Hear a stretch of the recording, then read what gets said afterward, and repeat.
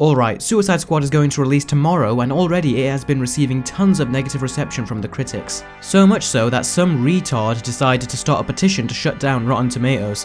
Now look, I don't like Rotten Tomatoes just as much as you guys, as their statistics and ratings 90% of the time are useless and don't properly inform you of a movie's quality. Now I am a huge DC fan. I have been since I was 3. Batman vs Superman, I acknowledge, had a lot of problems, primarily in the execution of its multiple storylines, but even I don't think it deserves a 27%. I mean, come on. Only truly terrible movies with no redeeming qualities would get a rating like that, and Batman vs Superman had plenty of good stuff in it to recommend. A 6.9 on IMDb is a lot more fair, and I follow them. So I don't like Rotten Tomatoes. So when I say that your petition is a complete load of crap, you will know that I am not saying it to defend them. Even though the critics can be full of crap in their reviews, I can say that they do not have an agenda to badmouth all DC movies. Case in point, the Dark Knight trilogy. They were legitimately good films, and look at the incredibly high ratings they have. These are from the very people you say are deliberately badmouthing DC.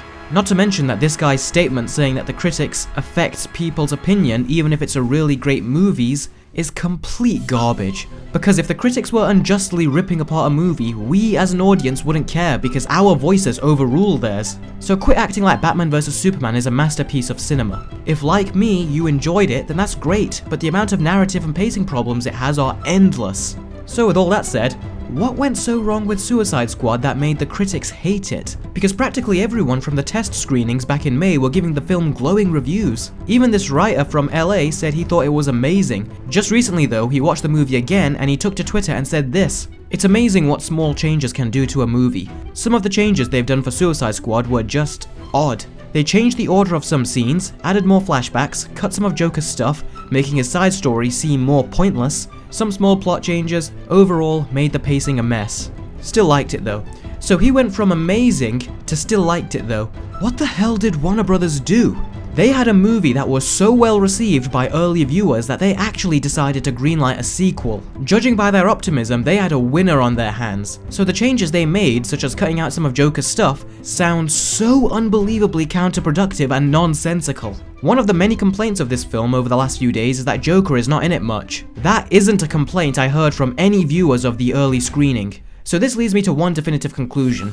As the title of this video states, Warner Brothers sabotaged Suicide Squad. It was obviously unintentional, as a studio always wants audiences to like their multi-million-dollar movie, but why the hell are they taking creative control away from the director when they hired him in the first place to make his own vision? Seriously, Warner Brothers, let him do his job, because it's obvious that you don't give a damn about the characters or the source material. The only thing you care about is the money at the end of the tunnel, and we as an audience are wise to that.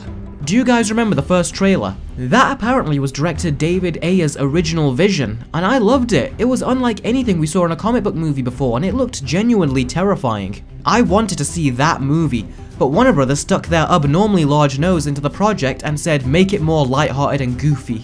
Seriously, Warner Brothers, why do you even hire directors to make films like this? Why don't you just direct them yourself? Because if you hire experienced directors like Ayer who are well equipped with the skills to steer their own ship, you should leave them to it, and it will probably be a bumpy ride, but the journey will be a nice one. Why do you feel the need to command control and steer their ship directly into an iceberg? Now, David Ayer is obviously having to defend the movie by saying he doesn't care what the critics say, he made the movie for the fans. I hate the excuse that this movie was made for the fans, because the cash these movies make never just come from them. I wasn't a fan before I watched and enjoyed Tim Burton's Batman back in the day. I have friends who never saw a Batman movie until Batman Begins. They weren't fans, but they still enjoyed it. Even some of the critics aren't fans, but they still give good reviews.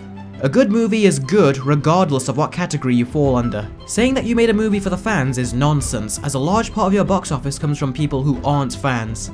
They used the same argument for Batman vs Superman, and even the fans were disappointed.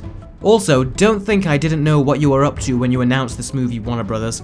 You rushed Batman vs Superman with tons of characters and storylines, and you wanted to rush the introduction of all these villains, only this time you managed to conveniently find a story where the villains come together and you hid behind that. So do you know what? I have lost hope. Warner Brothers are steering the ship themselves and they don't know where to drive it or where to even go. They also gave David Ayer just 6 weeks to write the script, so it shows how much they care. I will still see Suicide Squad, and I will let you know my review if it's disappointing, and if so, I have lost all hope in DC movies until Jeff Johns can show his hand in the productions. I really do hope that eventually we can see David Ayer's original vision, or at least the test screen version that audiences enjoyed. Because even though I always disagree with the critics, they do acknowledge a good movie when they see it. It's just that these are not good movies. They might be okay, and for comic book movies in this day and age, that is their biggest crime.